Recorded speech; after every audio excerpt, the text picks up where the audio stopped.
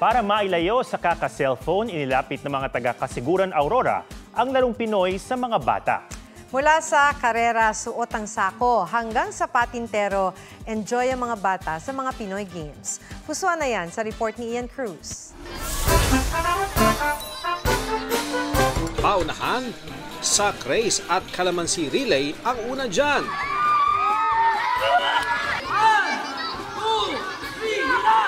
Hilahan, tagopwar ang labanan. Wais na tunggalian with a twist na Jack and Poy.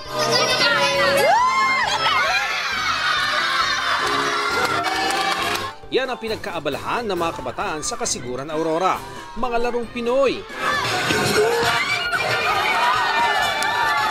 Layo nilang buhayin ang kamalayan ng mga bata sa paglalaro sa labas at hindi lang pagtutok sa online games. Walang basagan ng trip.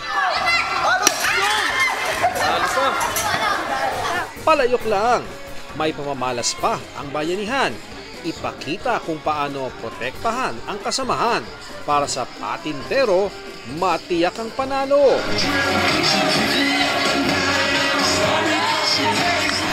Bahagi ito ng pagdiriwang ng kanilang pistang bayan at layo na muling maipakilala ang larong Pinoy.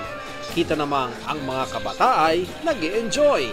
Ian Cruz nagbabalita para sa GMA Integrated News. Mga kapuso, alamin ang State of the Nation. Mag-subscribe sa GMA Integrated News sa YouTube.